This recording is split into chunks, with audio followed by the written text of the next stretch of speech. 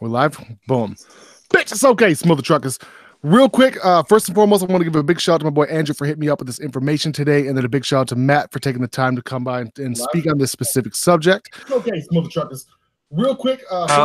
That's my bad. Fucking amateurs, I swear to God, guys. Dude, I had it paused, and for some reason it started on its own again. Sorry. Let it be known, the non-YouTuber already had his shit muted. Oh God, that's amazing. Amateur hour. Fucking amateur hour. All right, Andrew. So I'm gonna let you go ahead and kind of start this off real quick. I haven't had a chance to take a look at it in its completion. It's 55 pages, you said, right? Yeah, it's 55 pages altogether. There's 52 pages of information. It was a good read. Well, I bet. Well, let's start by talking about what it is.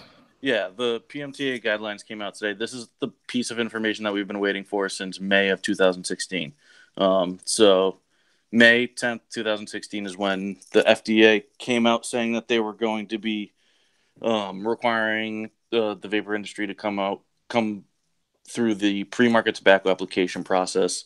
And so they just hadn't given any guidelines as to what it would look like, because the only thing before this was combustible tobacco pre-market applications. So this is the first time that we're seeing the guidelines of what we are supposed to be doing as far as manufacturers of both liquids and hardware, and what's going to happen next. The big thing to take away from today that still is a big unanswered question is what the timeline is. We still don't have a timeline, but I think Matt and I will touch on what our guesses would be, because there's some information that is in these documents that gives us a little idea of some longer timelines than I think even the FDA thinks it'll be.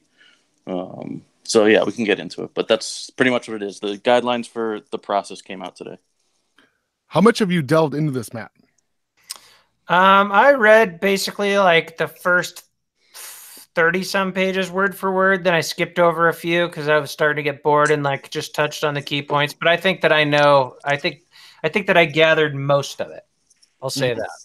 Whether or not I understand it fully, because just like with any of these the guidance and documents and stuff, like there's always a lot of questions even after they put them out. There's a lot of things that we're not really sure how it's going to work in practice.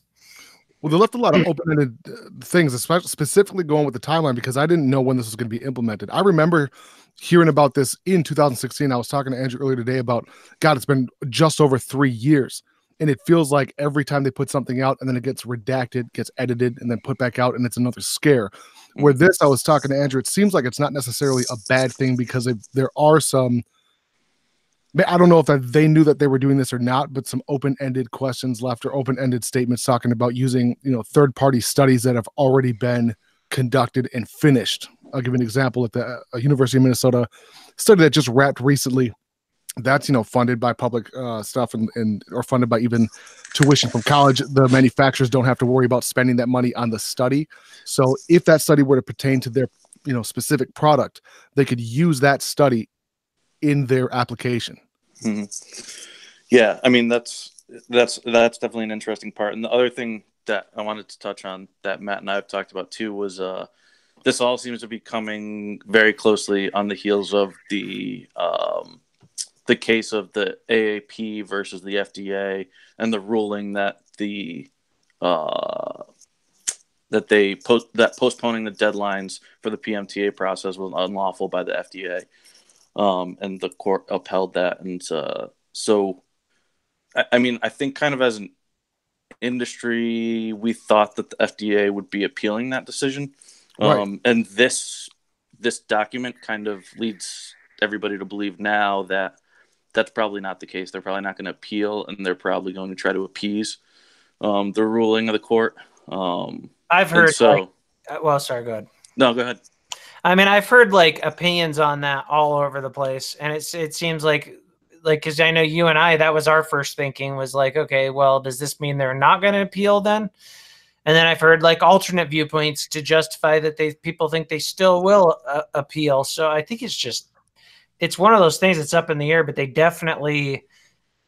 feels like they definitely put this out to say, look, Judge, we're making steps forward. You know, whether or not they throw out the 2017 guidance and just start over, but it still goes up to 2021. I don't know. I think they might try to feel the judge out to see what he'll accept, because I mean, don't they basically need to have HPHC guidance as well before? Well, there is some HPHC guidance as far as what chemicals they're looking for. There was a section, fucked if I find it right now, but there was a section where they did tell you exactly which chemicals they're looking for. But the interesting part, I'll just start at the end then, because my end point was going to be about those meetings. So they have a place in here. Hold on, I'm going to bring it up exactly so that nobody can question what I'm saying here. So on page 51, they say that the CTP, which is the Center for Tobacco Products, is that what it is? Center for Tobacco Products, I think. They intend on meeting with every single applicant at least once, and possibly twice. So that means that every single manufacturer in the United States gets one meeting with the FDA before they submit their application at the least. What they don't understand is the amount of applicants that are coming. They don't have any idea. So if they do that, then that realistically puts the date out really far. I mean, 2022 would even be a stretch, to be honest. I mean, they may very well just be assuming there's not going to be that many applications. I don't necessarily know if they understand the magnitude of this industry. Even just in the United States alone. Didn't they say they'd only take like 1 to 2 meetings a week? Is that what they said?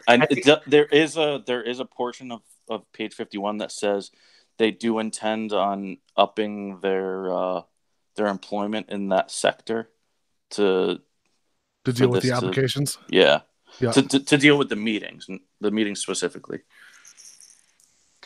What entails the applications, right? So like if you're, say you're company A, you're an e-liquid manufacturer, that's one thing, because that's because it's a US based product. What happens if it's something like, say Matt, say myself, say Andrew, say you, we all come up with the RDA and it's being based in fucking Malaysia. You know what I'm saying?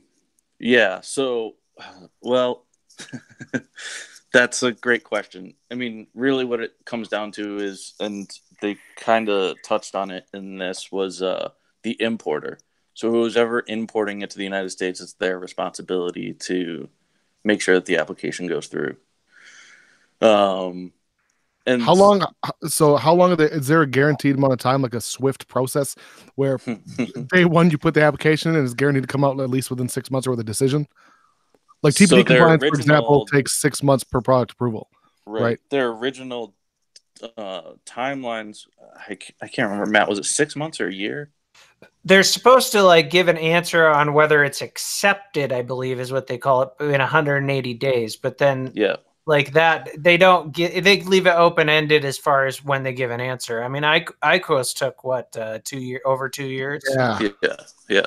And you're allowed to stay on the market until they come to an answer. But that's only for pre-August 8th, obviously. Like, you know, and it would seem like they'll probably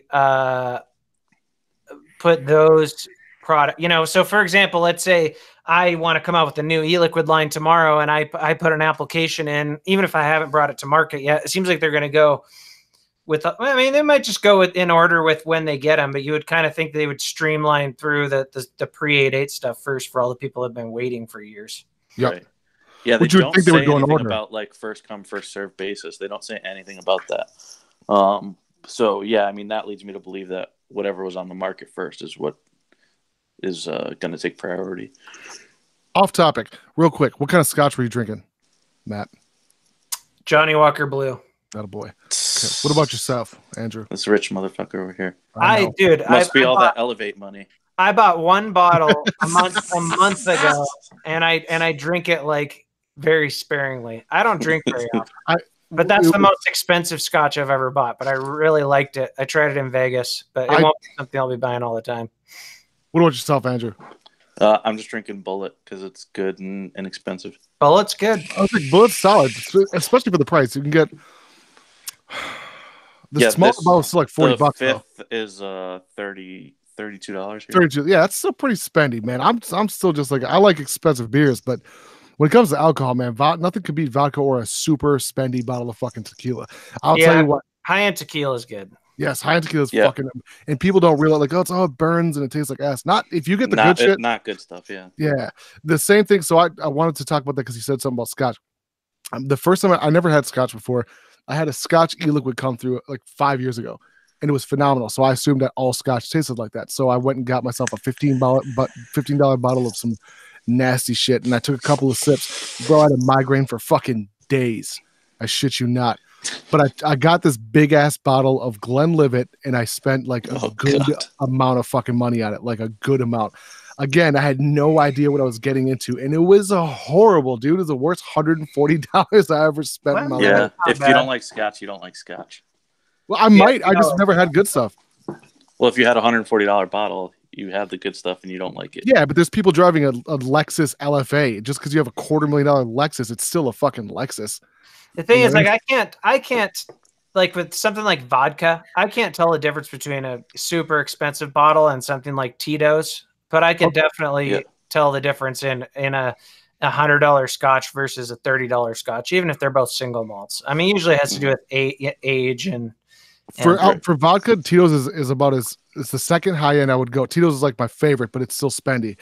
Like, did you guys like back in high school and college drink like Kharkov? Yeah. Dubra or Bukov or all that. Because you can tell the difference between like Kharkov versus even Tito's or even Smirnoff.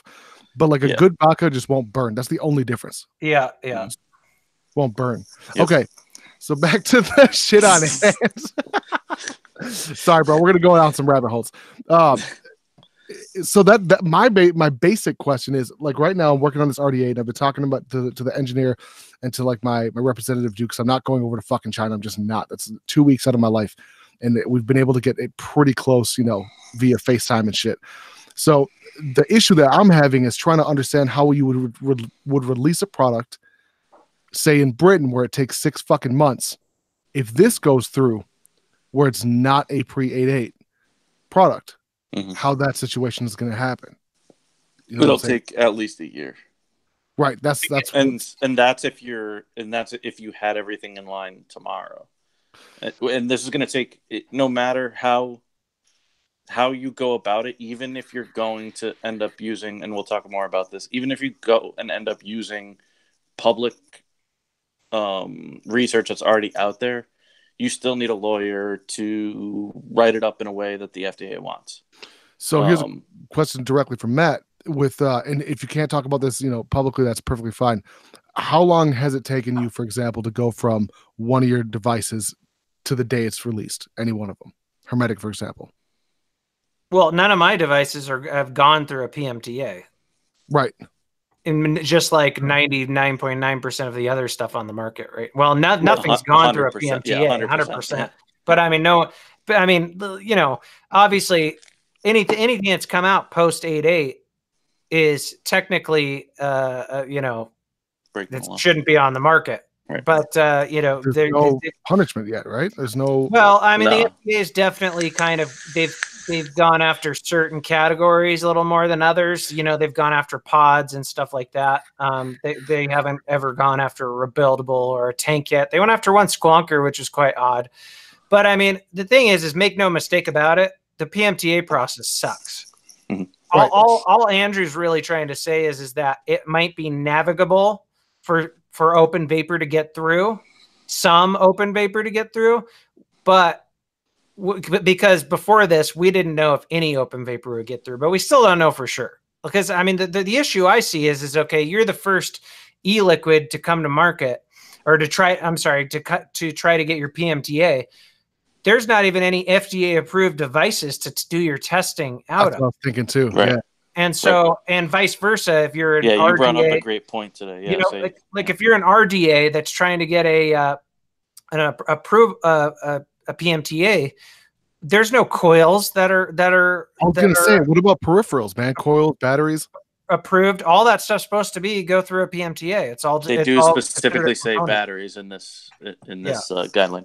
They do say batteries, mods, tanks, atomizers, everything. They're going to literally they're going to have to hire either vape specialists or chemists for batteries, specifically like battery mooch, for example, like battery specialists. How are they going to conduct a test for fucking a piece of Pyrex, right? Like I don't even know if they might very well so like favor devices with built-in batteries too. I mean, what I see as being like a prime candidate for going through a PMTA as an open vapor company first is someone like a 5 Ponds that submits an application for their open pod system and a liquid at the same time. Yeah. And they could test them back and forth. But that's just a little idea that I have. But obviously I'd like to see anyone try. Right. I mean it's a big chicken or the egg consequence. Like you can't be a liquid company without an FDA approved hardware that you're going to use your liquid in for your testing, and vice versa. So what happens when one gets approved and one doesn't? Right. There's a flaw. Another thing that I was thinking about is like with the whole combination situation. The one that really bugs me is the internal batteries, because I like internal batteries, but I just like the option of them. If it came down to it, that's not going to be my daily, my nonstop mod, only because the battery dies. You're going to have to end up by replacing it yourself, which is always a fucking hassle. But you tend to have way more issues in terms of just safety with internal batteries, whether it's lithium ion, whether it's LiPo, whether it's nickel metal hydride, doesn't really matter. You're using that same battery over and over as a constant. You have much more time to have an error, have a fuck up, have a short. And Matt brings up a super good point where I think those are going to be some of the first ones to come through. Or the other thing I see possible is somebody like Evolve, who puts in so much into a circuit board for as far as safety features go that the FDA won't be able to deny, an external cell going into that mod and it being just as safer than an internal battery mod from China. Yeah, but it sounds like they're even going to want like some sort of feature in there where it would need to show like when to stop using your battery, as far as like, okay, you've had your battery in here too many times. I mean, the way it was worded, like I think that was more. No, I think that's like a low voltage cutoff. I think that's how I read it. It seemed more like a low voltage. Sounds like something akin to what Tesla does with their vehicles. Like it's time for a battery swap. That could be for sure. I mean, I think with the way that they wrote this today, it definitely makes it sound plausible for open vapor products to get through. It seems like the more simple products would definitely have an easier time, or something like the Anakin mod that's UL certified with a built-in battery.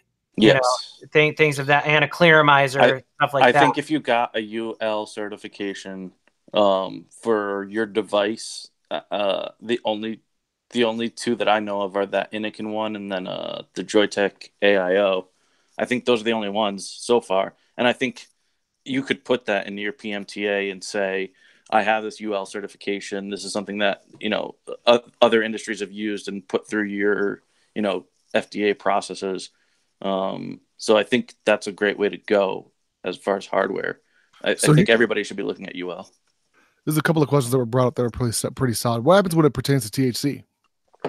Like medicinal, because it's not technically a tobacco product, but say something virtually identical. One's got THC, one's a cardo for nicotine. Well, that's where it gets tricky. I mean, you could down the road, it would not shock me at all if you see vape devices that have it on the box marketed that says not for nicotine or for CBD use only or something like that, because they say it's an intended use issue.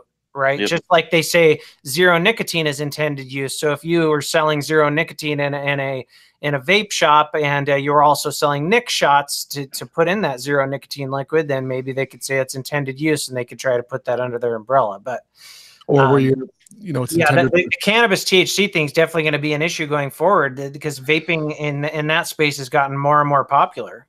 Most people I know, that's if I see one of my buddies pull it up, a rolling paper or a blunt, I'll look at them like they're a fucking dinosaur. Like, that's a VHR or VHS, bro. Like, come on. Yeah. You know what I mean? It's so weird. There is so I am honestly still really surprised that they're touching hardware, but I guess we'll see what happens down the road. But they do go into the fact of non-nicotine versus nicotine-containing products. And it's been outlined before that covered tobacco products, as far as labeling and everything goes, are only made or derived from tobacco. So it looks very much like if you have a zero-nic liquid, don't bother putting it through a PMTA process, in my opinion. Now, how are they going to look at freebase nicotine and nicotine salts as a different substance, or they're going to say it's the same? Do you know? No, their HPHC testing is separate. It does. It does actually go into. Yeah, they do actually mention nic salt separately. Oh, I see. I didn't catch that. There was one little line where they were like flavors, nicotine salts. I don't think they even understand what nic salts are. That little like sentence that I read, it didn't seem to me like they knew what nic salts were. It's weird because it's actually it's as though I was taking my tower, right, for the studio, my computer, and I was handing it to my 6-year-old and asking him, "Hey, approve this. Test it out and approve it for me," because they're so far behind in terms of just understanding what each product does, what each product is for, whether it be nic salts, whether it be freebase, whether it be a RTA, squonker versus just a box mod. I feel like we're having to dumb everything down to appease these standards when it slows that slows safety features. I think that slows what they're trying to do. But I want to let's unpack the zero nic part a little more, though, because I feel like yes, you're right, but I also feel like what they're trying to close a loophole, and that is the whole nic shot situation. Yeah, nic shot. Yeah, right. And so, I think a lot of companies have had that as a hope, and I would love to see that, too. That'd be great if they could get away with it. But I feel like they were trying to, by using these intended use terms, they're trying to, like if you're an online company that sells nic shots or you mix it at home or whatever, I feel like that would still need to be covered under. Yeah, there is definitely still a gray area.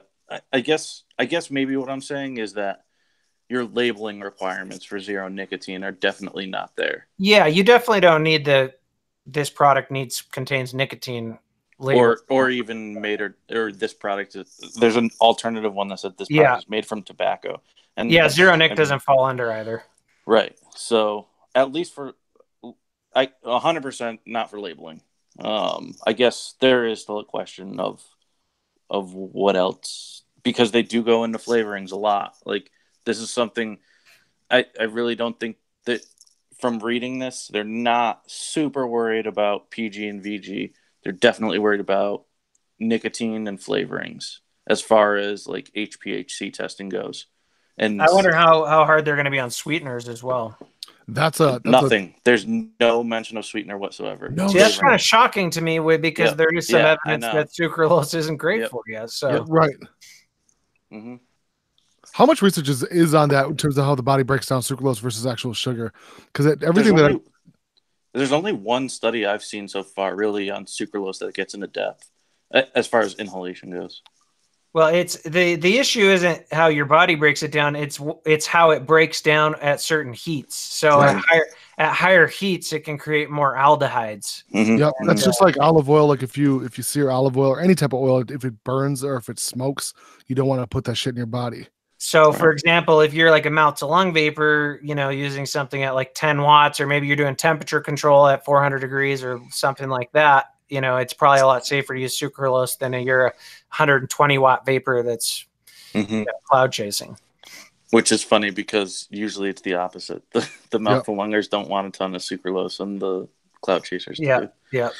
And something else funny that I noticed in this was they were talking about there's a lot of talk in here about misuse, intended use, and misuse, and they went into parameters of misuse and how when you submit your PMTA, you have to include what is going to happen during misuse, and their example of misuse is dripping.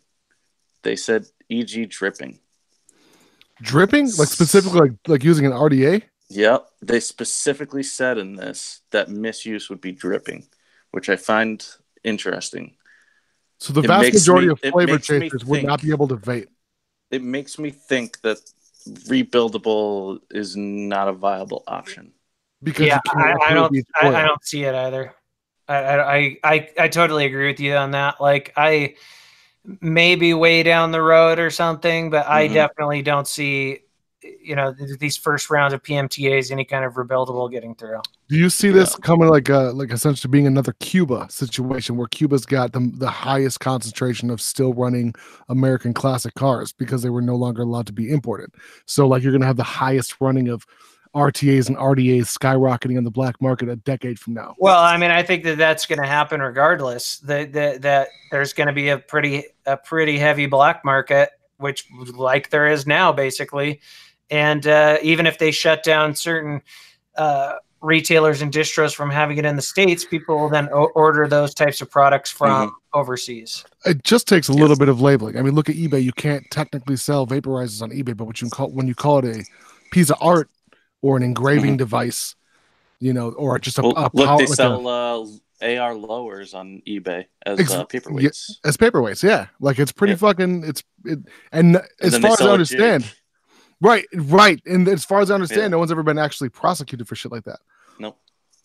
So labeling goes a long way. There'll be ways around everything. Yeah, there'll be ways around to actually. Is it going to be as lucrative in the future? I don't necessarily know. You got to remember that. I mean, I don't know about you, Thesis, but only 35% of my views come from the U.S. And obviously these laws aren't in other countries, and they're going to continue to make new products, including rebuildables, for the other countries. And so they'll already be out there. And then people that are hobbyists that are in the know in the States will find a way to get them. They'll be able to get them from the Heaven's Gifts and stuff like that. That's if they shut down, the U.S. sites that are selling that kind of those kind of products, which we don't even know how long that could take also. So, I mean, the whole process could take years.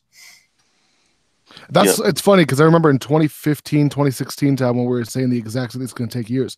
Here we are years later saying the exact same thing. And a lot of people will go through these panic attacks like, oh my God, the vape industry is shutting down. In reality, that's not the case. There's no way of knowing. I mean, they could all of a sudden shut down the biggest online retailers tomorrow, which would obviously, hurt a lot of the hobbyist industry. And they could start shutting down vape shops if they really wanted to be dicks as well. So, all they would have to do is go to Health Cabinet and Heaven Gifts, and they would shut down 70% of the vape shops in the States. Yep. I mean, that's all it takes, because not only do shops go straight to those wholesalers, but our wholesalers go straight to those wholesalers. So now you're talking about shutting off a whole. Yeah, but line. I don't think that they would be able to shut down those sites when they're in China. No, not shutting down the sites, shutting down the import of those. Yeah, sites. But they would have a harder time getting the direct to consumer from those sites. Yeah, direct to consumer would be that would be like impossible. how people are still ordering cigarettes from overseas and shit. Right. Yeah. Right. But business to business would be easy to shut down. Yeah, they could stop the importation to distros really quickly if they wanted to. In the way that most of it's imported, you've got, I know, Matt, that you've ran into, I've done the same thing. I've ran into issues just receiving products.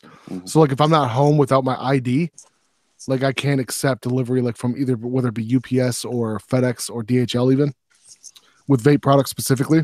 Have you had those same problems? In Connecticut, they're doing that this year. You have to be 21 to sign for your product now if it's through the mail. With me, it's hit and miss, man. Like DHL, I never have to sign, but it's because DHL is shipped here from like a third party. We don't actually have DHL here, so it's like a third party shipping company that gets it from DHL and then just drops it off. With UPS, sometimes I'll have to sign, sometimes I don't.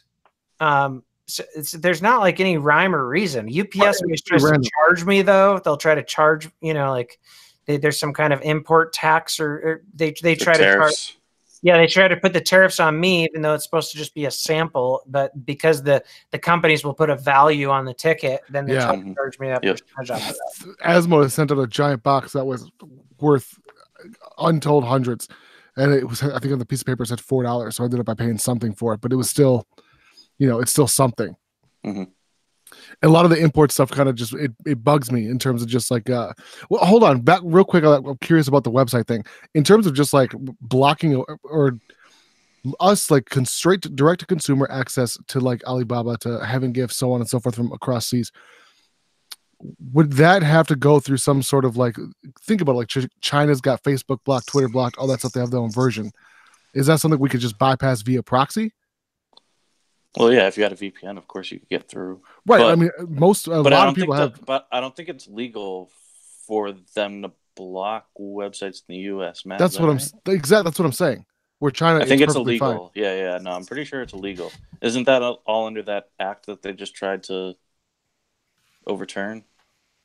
Yeah, I mean, I think he's saying, could the government block us from accessing Chinese websites? But isn't that illegal for the government to do right now? Because of, what's that called? I forgot. It was Ajit Pai was the guy's name who tried to implement it. Yes. What the hell? I'm not sure, but just going in net neutrality. That's what it was. Net neutrality. That's it. I think under net neutrality, it would be illegal for the U.S. government to block websites from us. Yeah, but they could use an excuse, just like I think it's still legal for them to block like illegal pharmacies sites and stuff like that. But I mean, would they do it for a vape company? I doubt that. Mm. Yeah, I don't know. That would be a pretty big nightmare for them to try to do. So one big thing that we touched on earlier that's interesting and I think hopeful for a lot of companies in these guidelines is two things. That they said that everybody would be able to use public research in and out of the United States, which I think is really key, because obviously we have a lot of great research coming from the UK and Europe that could be used. Now, the question is it specific enough? If you're an e-liquid company and you're using natural lemonade flavoring from Flavor West, are you going to find a study specifically on natural lemonade from Flavor West in the UK that would pertain and be pertinent to your PMTA? I don't know. Well, that's another one of the questions that came up in my head, just thinking about like, okay, so 90% of vape e-liquid companies, it's no secret, they use most of the same concentrates. It's just different levels of different liquids. So wouldn't you just be able to go to the source and just approve the fucking concentrates, and then bam, these are approved concentrates, use those? Yeah, that's the second part of this. They go into master files. Yeah. So yeah, the master files thing is really what I thought from the beginning was how this was going to go. For e-liquid was that Flavor West can come and do all their HPHC testing on every single one of their flavors, log it with the FDA, tell them all the ins and outs, and then every e-liquid manufacturer that uses a Flavor West flavor, that's now a master file that Flavor West has with the FDA. Every e-liquid manufacturer that uses one of their flavors can just all they have to do is make a line in their PMTA saying refer to Flavor West master file, because the other part that they talk about is keeping privacy. So privacy in terms of what? So this wouldn't pertain to exactly what I was just like talking trade about. But secrets and stuff. Yeah, like recipes. That's kind of what I was thinking too. Yeah. So let's say e-liquid company A goes to, they file their PMTA and they do other HPHC testing, and e-liquid company A says, I do use this flavoring in one of my recipes. E-liquid company B can then say refer to e-liquid company A master file, but e-liquid company B does not get any information from e-liquid company A as far as their HPHC testing or their percentage or their recipe or anything like that. So the FDA would keep that secret, but be able to refer to that master file for another company if they wish to use it. See, what I see being an issue is it's great that you can use existing research and studies. That's great for like the broader issue of health and showing that it's it's not as dangerous as a tobacco product that's already on the market. But trying to justify flavors with especially when it comes to like impact studies and stuff like that, that could be a little bit of an issue. Mm-hmm. Yeah, that's going to be the hard part. Like how Juul gets through that. Yeah, that's where I think the flavor companies I think as an industry, we kind of need to support the flavor companies doing the testing so that it can trickle down to everybody. Right. Now, is that something where we should support like a larger conglomerate, say like even if we did like a large, pick a brand, e-liquid brand? I think a great company to start this conversation with, because I know Sean Casey at Flavor Art North America is just been amazing in every aspect, and I know is willing to do something like this. I think that we need to talk to him and see what it would take for him to start, and then obviously other flavor companies are going to get on board with something like that. Flavor Art North America is actually putting on a good manufacturing practice symposium in LA in next week, I think it is, to bring to the FDA as far as what good manufacturing practices should be for an e-liquid lab.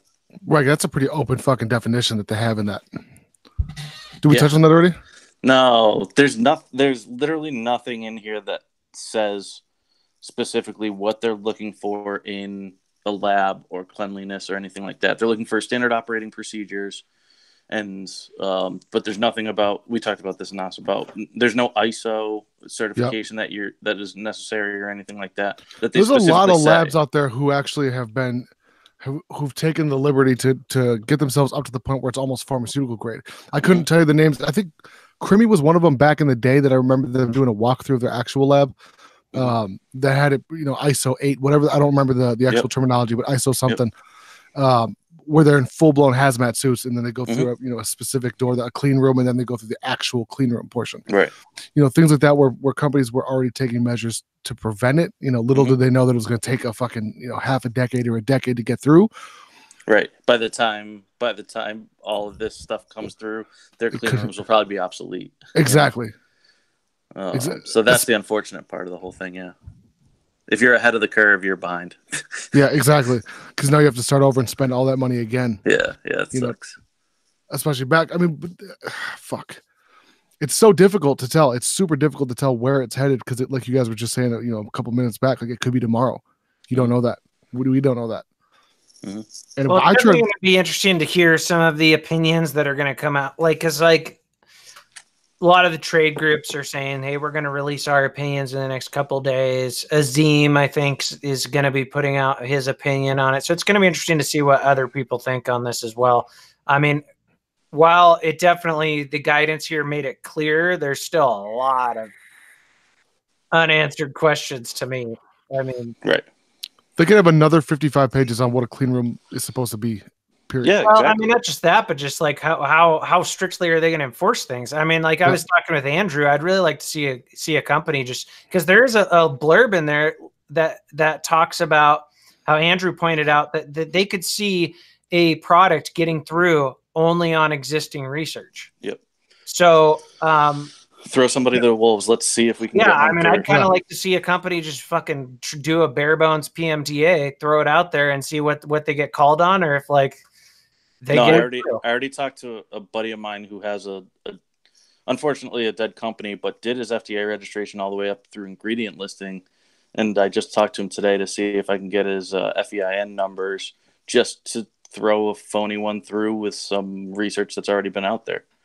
And see, even if it wasn't phony, even if it was a legitimate LLC. Legitimate, but not just bare bones, basically. Yeah. Because that was very interesting when they said that they could first see. It feels like that was an opening there, a company getting through on existing research. I'm just hoping it actually goes in that direction, because most mom and pop companies cannot afford manufacturing in the United States, much less a study conducted.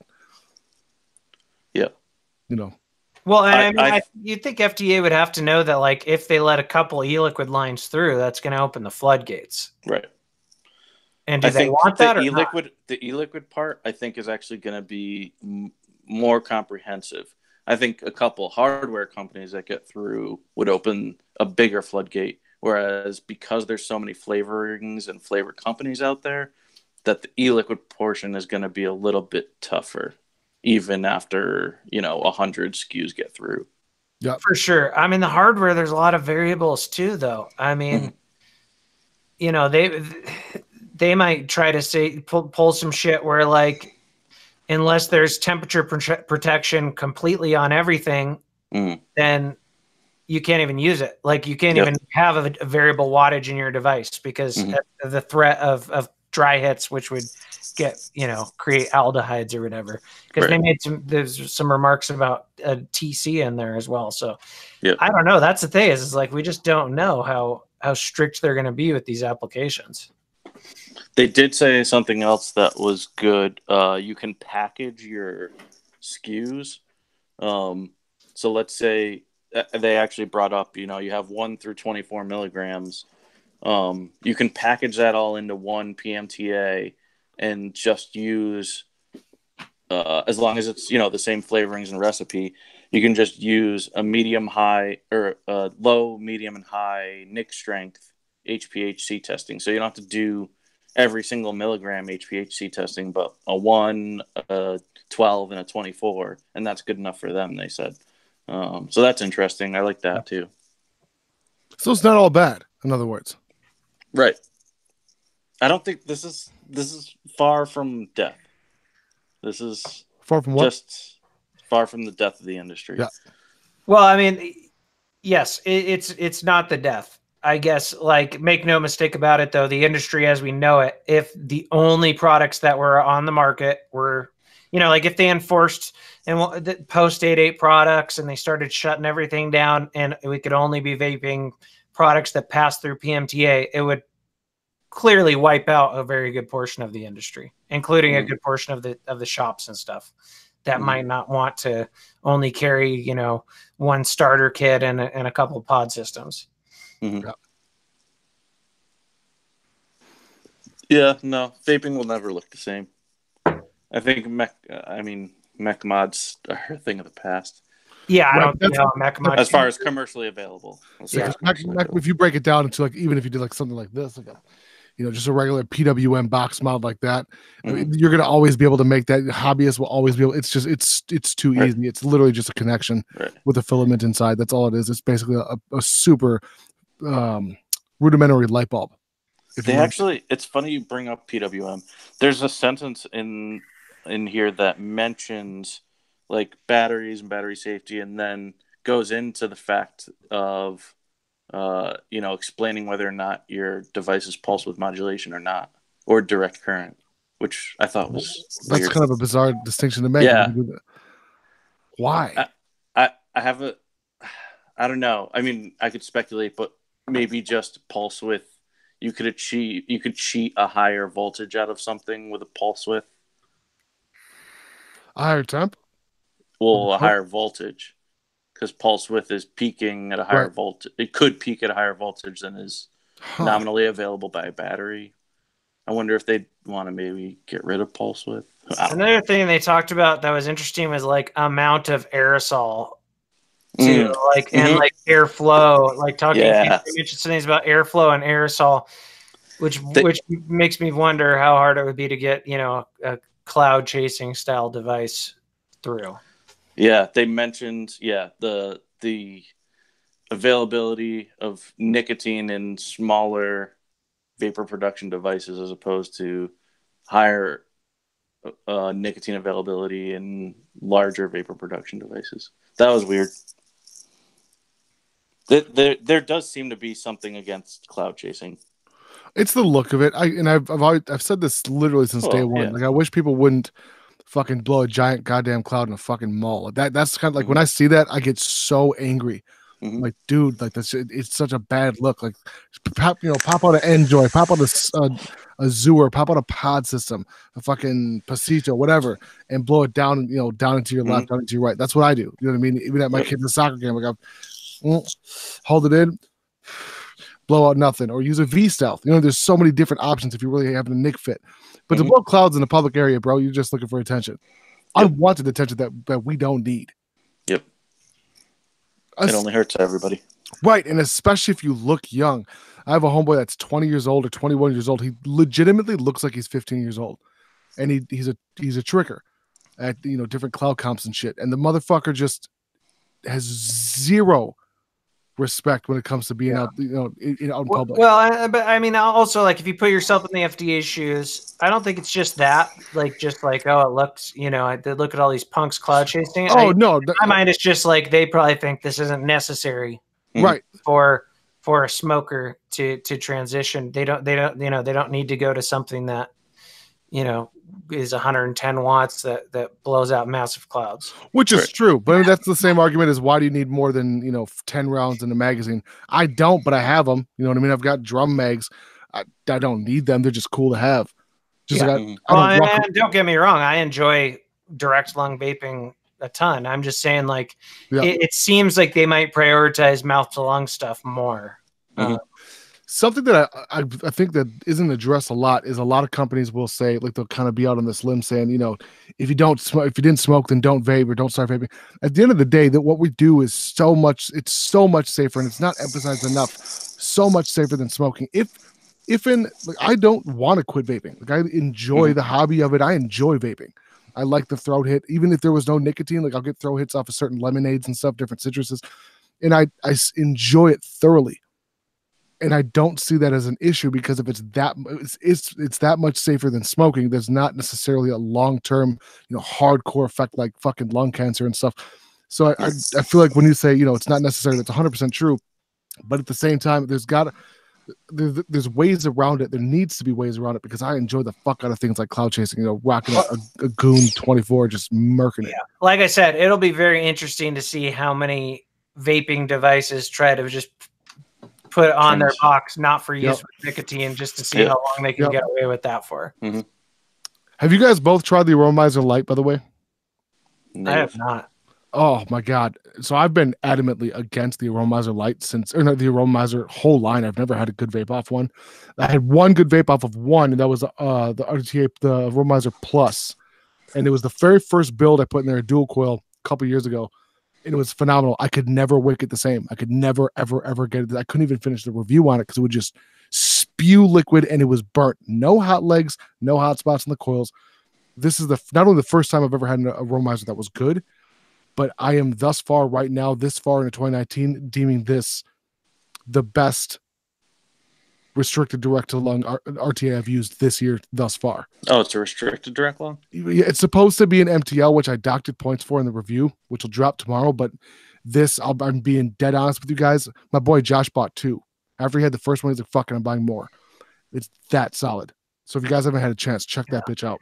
Well, and just to address people in the chat that, like, don't get it twisted. I'm not at all saying, like, hey, we shouldn't have cloud chasing products. I'm just saying it's not our right to, like, it's not like there's nothing in the Constitution saying vaping is our right, first off. Right. So it's a little different from guns. And second off, if you look at the clinical approach that FDA takes, they're going to look at it from a smoking cessation standpoint. And they're going to think that, okay, well, we're going to pass through this low voltage mouth to lung system. These guys don't need this, this RDA here and this mech mod and stuff like that to go to a healthier alternative. Yeah. So I get it. Like we don't need it, but it doesn't mean we don't like it. But that's not necessarily how they're going to look at it. Right. And it's not, I shouldn't use guns. I mean, you can use horsepower for the same. You don't need anything more than 120 horsepower, right, in a vehicle. But there's, you can buy a Hellcat off the shelf for 770 horsepower in that bitch. You don't need that, but it's not the same as when FDA looks at a smoking cessation device. Mm-hmm. It's totally understandable. I get it. Wait, it sucks, but I understand it, Especially sorry, go ahead. So there was another interesting thing that I saw where they mentioned NRTs. Ah, damn it. Now I gotta find, oh, here it is. So they said product use for using all right, hold on. Current tobacco product users switching to the product instead of ceasing tobacco product use or using an FDA-approved tobacco cessation product, and this is in parentheses, because use of ENDS products includes inherent risk above quitting altogether or the use of FDA-approved nicotine replacement therapy. So I think that little portion is something that we should look into more, because remember that study that came out last year, the year before, about FDA-approved NRTs having higher toxicity than vapor products. So if we could disprove that line altogether, I'm wondering what that means legally. a lot of the stuff that they say in this that I've been reading, just looking through, has a lot of like legal gray area. Mm-hmm. The specificity of it is real fucking odd. Or it's all over the place, I should say. Well, a lot of it, like, so they can leave the certain things up to their discretion too. You know, it's the same reason why YouTube has community guidelines that are super vague, so they have wiggle room to you know, change things as they go. Right. It's like when you tell a chick, "I don't have a girlfriend," and then you guys fuck, and then she finds out you have a fiance. She's like, "I thought you didn't have a girlfriend." I'm like, "I don't. I have a fiance. It's different." You know what I mean? Where's Mandy? Mandy. Nah, she knows. Whoa, I wasn't talking about my situation. I was just saying in general. You know what I'm saying? We'll tell the cops, "I don't got weed on me." But you got like a cart. You know what I mean? It's different. It's not weed. That's THC. It's just a chemical. True. Just now, like listen, we aren't tobacco. Right. We are not. But it's the truth. I hate. Oh my God. I got into an argument with this woman at where is that? It's not important. But I got to argue. I was over. It was a woman. It was two like super young chicks, college age, super liberal snowflakes. Nothing wrong with it. Just saying. Talking about the damage that vaping is doing. They didn't even call it vaping. They were just calling it juuling, which is fucking hilarious. Oh, excuse me. If you want to piss me off in 2 seconds, it's do you juul, bro? Oh my God. But talking about how to implement rules in their college that you can't juul on school grounds, but there is a smoking section. And they were talking, and this is it was at Chipotle. That's what it was. There's a smoking section. And she goes, "What was wrong with smoking sections? I don't want there to be juuling anywhere on campus grounds." Yeah, and look at San Francisco. They're about to ban vapor products and leave cigarettes on the market. Yeah. Yep. I mean, get on Twitter, man. That'll really trigger you. There's literally doctors on there every day calling vaping devices deadly, and just saying things that are completely untrue. And they're just repeating things that they've heard, and you know, maybe their farmer reps have told them or whatever. But it's pretty gross. What you just said could have been more closer to the truth when you said farmer reps. I had no idea how much control the pharmaceutical industry has on not only pharmacists, but fucking doctors. Oh, yeah. Mm-hmm. And the way that they pay them, where, you know, under the table, where it's not necessarily cash, whether it be vacations, whether it be quote unquote conferences in the Bahamas, you know, shit like that. You can't do that. Just so you know, the pharma reps can't do any of that with pharmacists or pharmacy employees. It's only doctors. They can do that too. Well, because the doctor's the one that's prescribing the shit anyway, right? Right. It's more important to them to have doctors, but they used to be able to do that with the pharmacy and employees, but not anymore. It's not allowed. I was going to say, you can't even get a pen at a pharmacy. Oh, get a what? You can't even get a pen from a pharma rep at a pharmacy anymore. No shit. Yeah.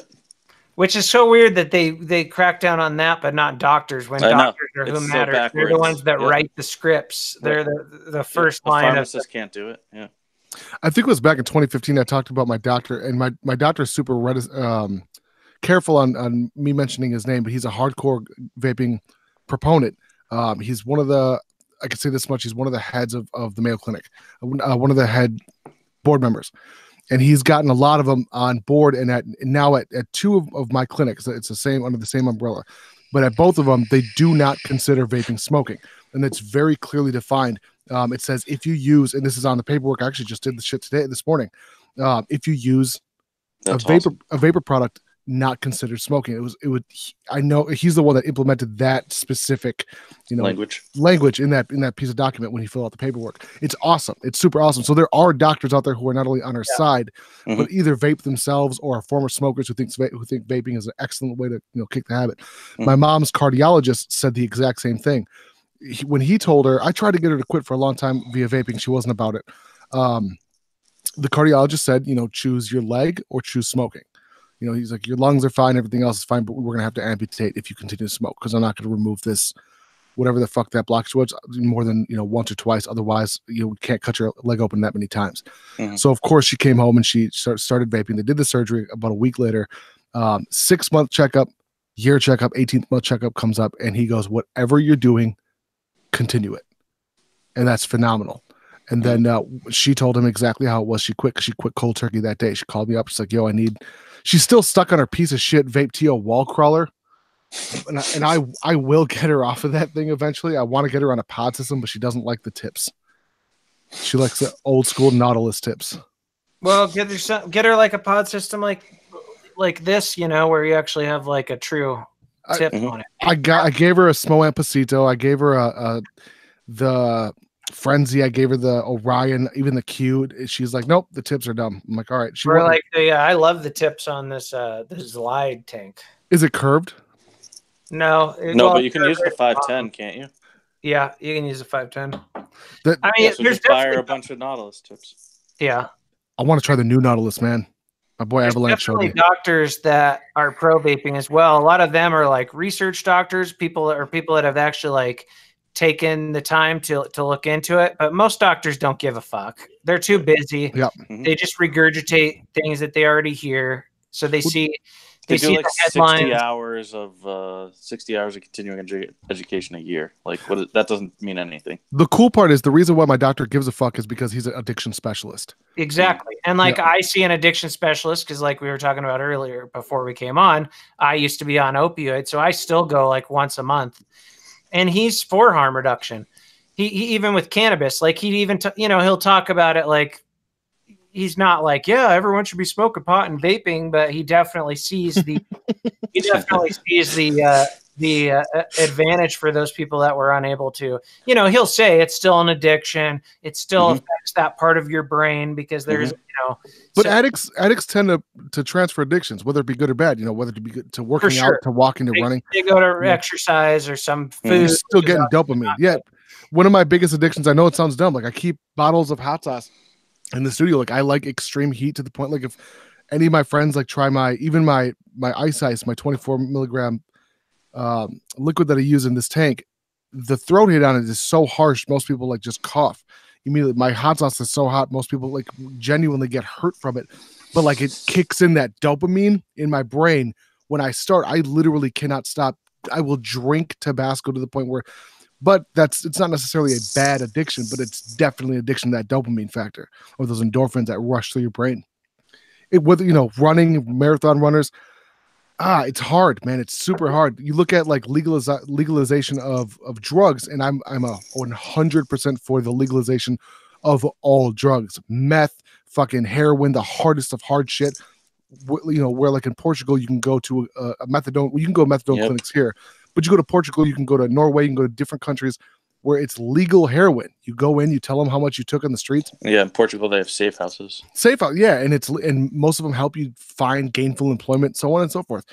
But then anytime you bring that shit up to someone who also thinks it's a good idea, and they're like, okay, how are you going to pay for it? I'm like, well, that's what taxes are for. It's better than that going to prison.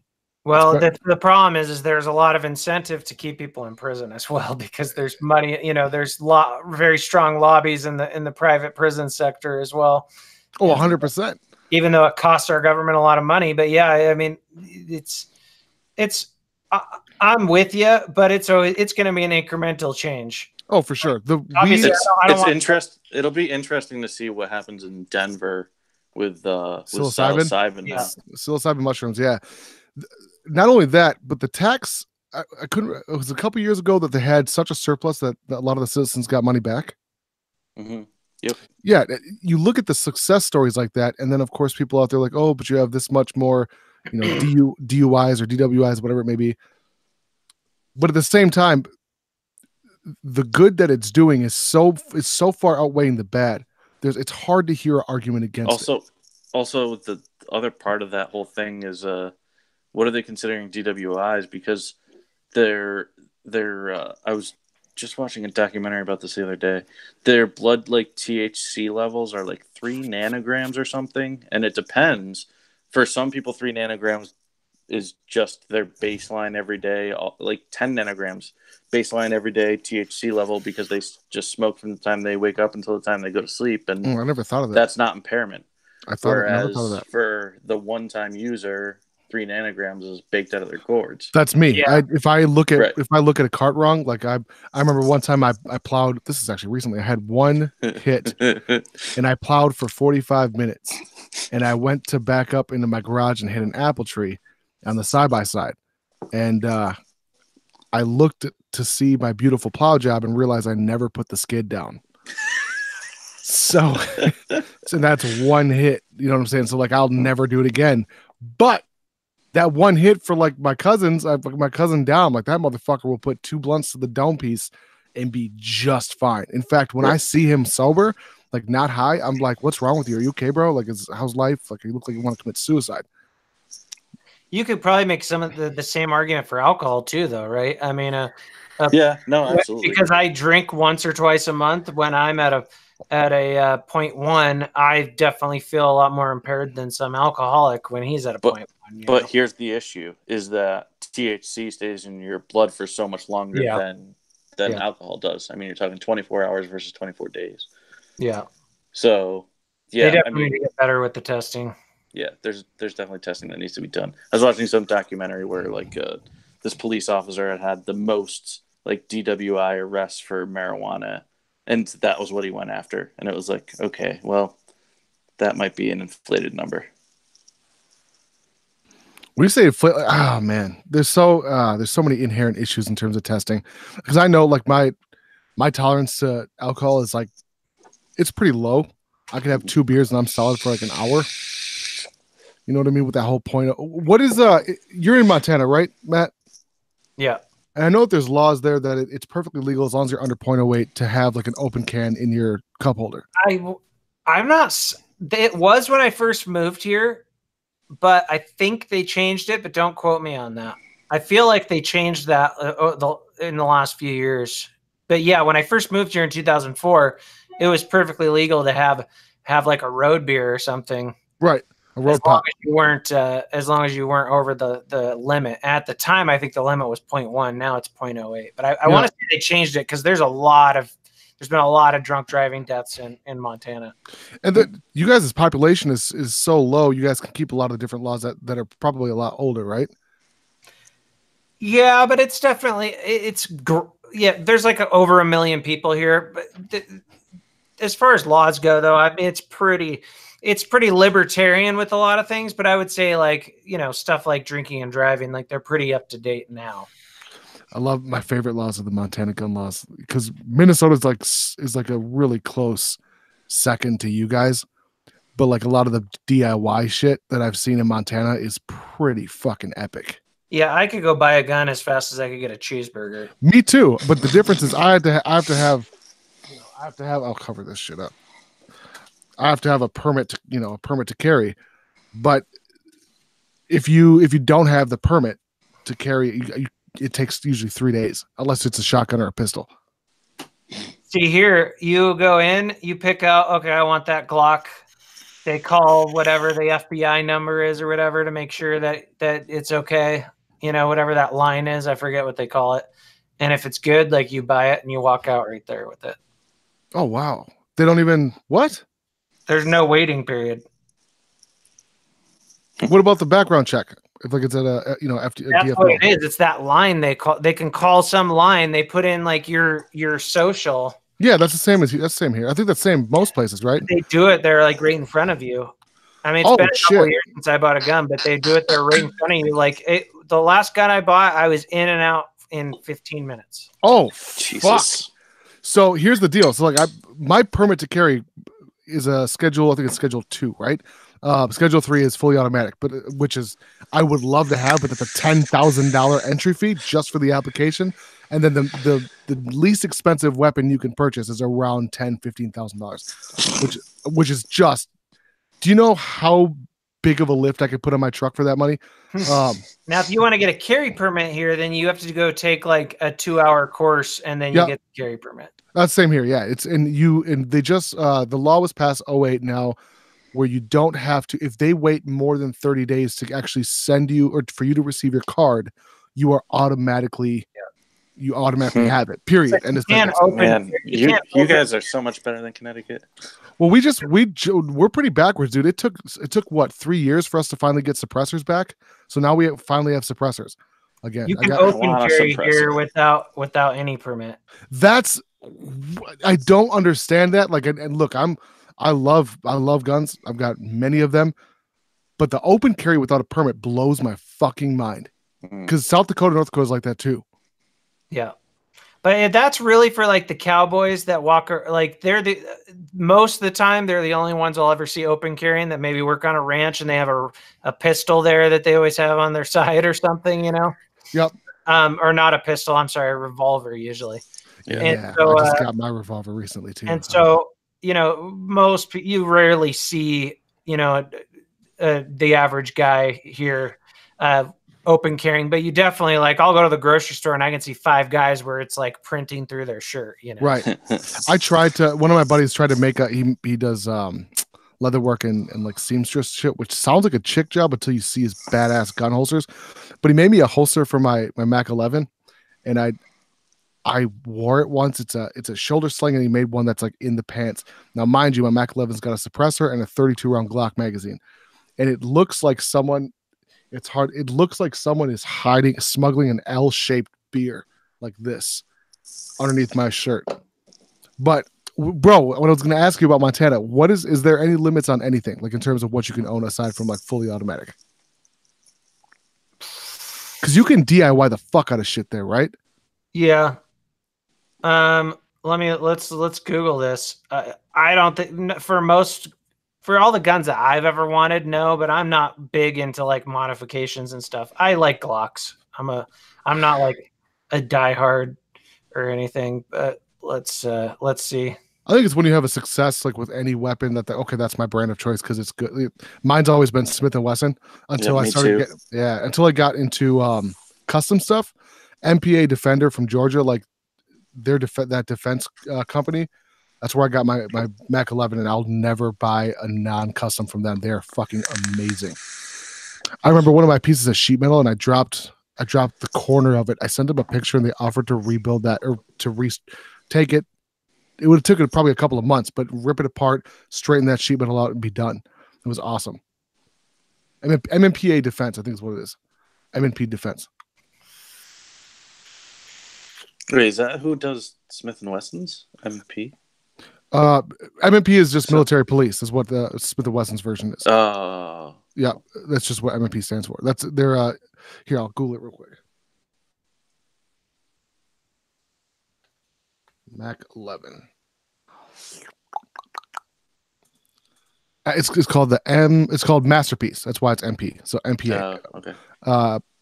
Masterpiece Arms, and the one that I picked up was it's the 9mm. It's the Mac 11. I wanted a Mac 10 just because it's a Mac 10, but I can't afford 45 caliber rounds to just dump them. You know what I mean? Mm-hmm. Fucking, that's a bunch of money. Yeah, I'm not seeing much other than concealed carry. Oh, it also says, though, a permit to carry concealed is not needed outside the limits of cities or towns. It's so bizarre to me. That is really strange.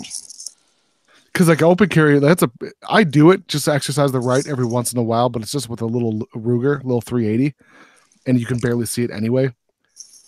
It just turns you into a target, man. In my opinion, that's exactly. I don't understand the open carry thing. Yeah. If I was a robber and the first person I saw with a pistol hanging out their fucking belt, best know that's where I'm going.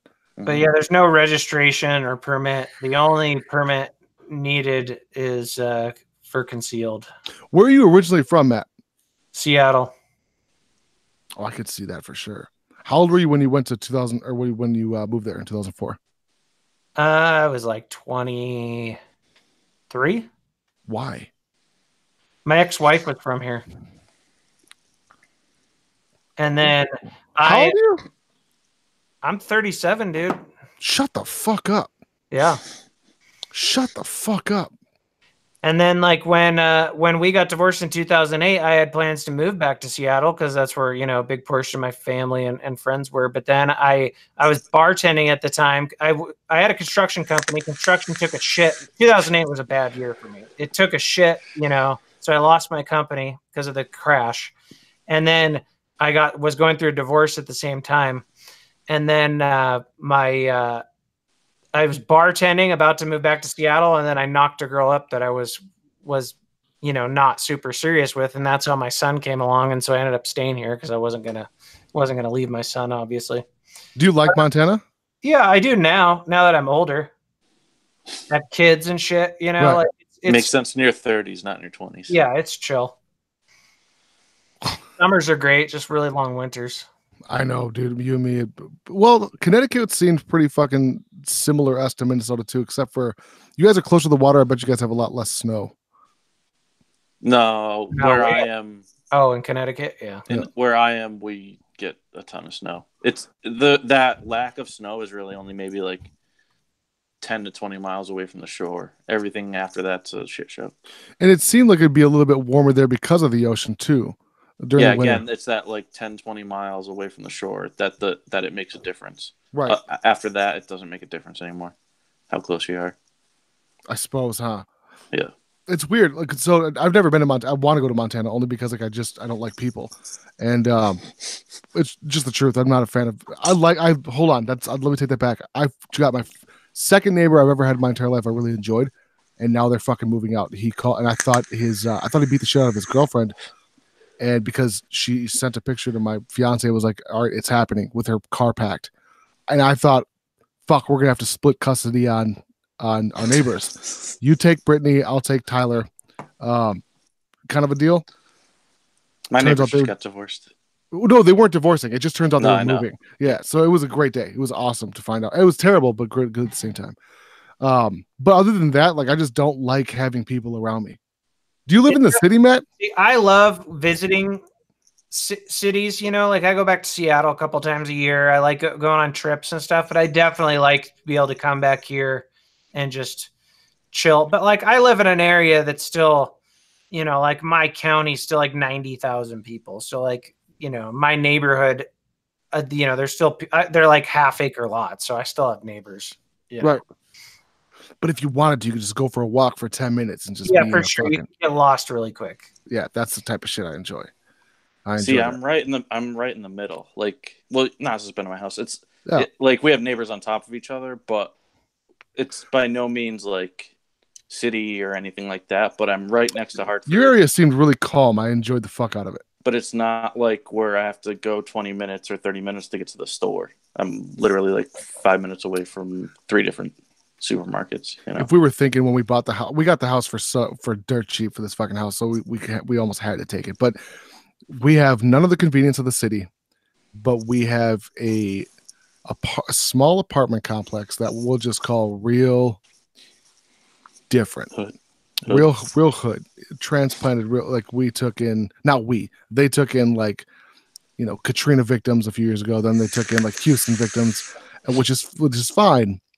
But at the same time, it brought some real interesting characteristics to this country, small town living. Like, I'll give you an example. One of the I walked out my house and there was a fire truck and 2 ambulances and a bunch of cop cars, and I just said, all right, let's go and see what's unfolding here.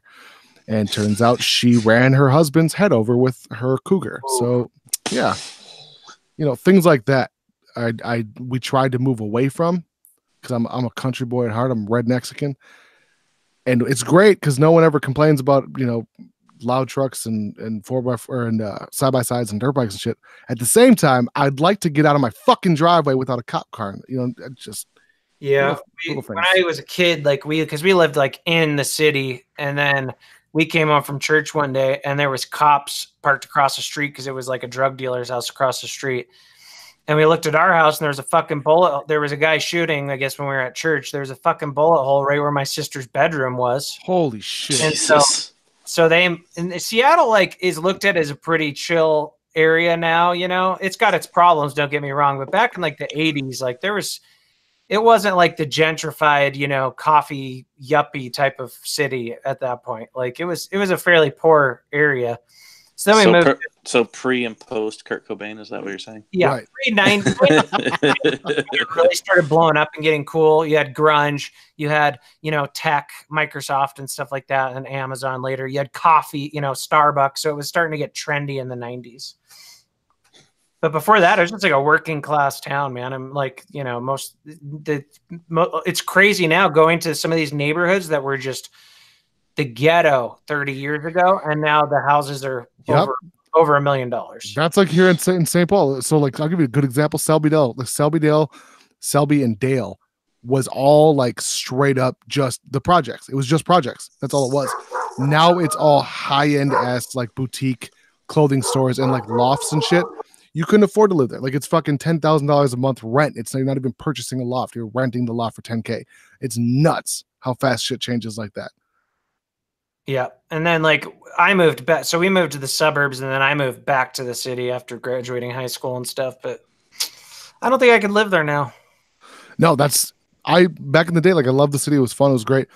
I like my toys too much, man. I don't want fucking anybody to say shit. I don't want, I hate people. Yeah. I fucking, dude, cause YouTube too. Like I've had threats before on YouTube.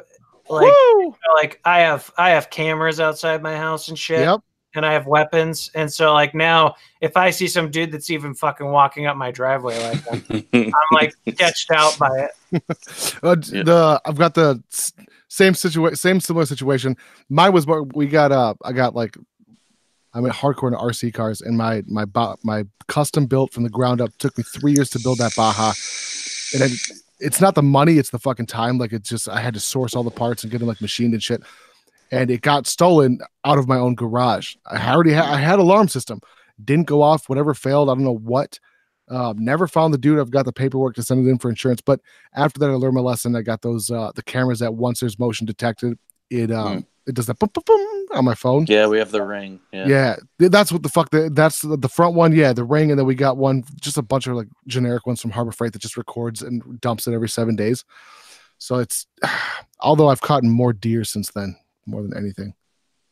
A couple of send me some venison, because I have them like in my back. I have them in my front. I don't have the Ring system. I forget the name of it, but I get notifications anytime there's movement and stuff, And so like when you have cameras, it almost makes you more paranoid because you're like fucking laying in bed at like 2 o'clock at night. Yes. And all of a sudden you get that notification. Yep. You're like, what the fuck? Yep. And I also have one in my living room too, that covers the whole area. And so like sometimes a bug will crawl on that thing, but like, there's movement in your living room, like what, ready to go. Like, for sure. That's one of the talks Manny and I had a few times about like where to keep the pistol. Like where, so everything's all my big guns are in the safe, obviously, but my pistol's not. It's not loaded. It's not cocked. I do have the magazine in a different spot than the actual gun because I've got 2 small kids. They're 6 and 8, but they're very well versed in gun safety. The thing is, I've got my pistol right. I'll just not even say where it's at. It's right next to me. We'll go to bed. Bam. But it's in direct. I can get to the magazine in 2 steps. You know what I'm saying? Like that. But when I hear that ring, it's the and it's a fucking scary thought. It's like, oh my God. Did you find that once you got weapons, because like obviously when I lived in Seattle, I didn't have handguns or anything. Like once you get weapons and you get cameras, you almost feel more paranoid. Yeah, it's 100% true. A lot of people too, like the guys that are like constantly ready for it, like the kind of, not saying it's a bad thing for people to be preppers or whatever, but sometimes like when you prepare for the worst, you're always thinking about the worst. The amount of MREs I've got is stupid. I started giving them away. I started giving MREs away, and I'm like, you know what? If the fucking world I hope I'm in the crater, because I don't necessarily know if I want to spend 30 years until I fucking die of some, I don't know, trench foot or some stupid infection. Dysentery. Just some dumb dysentery. I've got all these water straws that make water clean. I'm like, how long is this going to last? Am I just going to be like slowly going towards my end? Right. I'm not trying to live like my ancestors. I'm trying to just, all right, let's just pull the plug on this bitch. So I like prepping. It's great. If you want to spend $200,000-$300,000 on a bunker, be my guest. What happens in 3 years? When you've survived 3 years and all of a sudden your kid gets an infection. Yeah. You know what I'm saying? Fuck. Well, yeah. I mean, you're going back to, caveman days. You got to go live in the fucking mountains and hunt and shit. Not caveman, but you know what I'm saying. Yeah, well, exactly. To me, it's like you're fighting the apocalypse with technology that will be obsolete once the technology. That's why the people died a lot younger a couple hundred years ago. When somebody got sick, sometimes they died. That's just how it worked. How'd he die of a common cold? That's depressing. Get pneumonia and they fucking die. Yeah. Do you guys keep antibiotics? Vanessa does. Yeah, okay, so you got someone crazy in your family too. Well, she's a nurse, so you know how they are. Oh, She's dude. a prepper in that type of sense. Like Mandy is she used to be a dialysis tech and her mom's a nurse. So like I've got this cabinet safe in my prepping closet. I told her if it doesn't fit in the closet, we're done. That's it.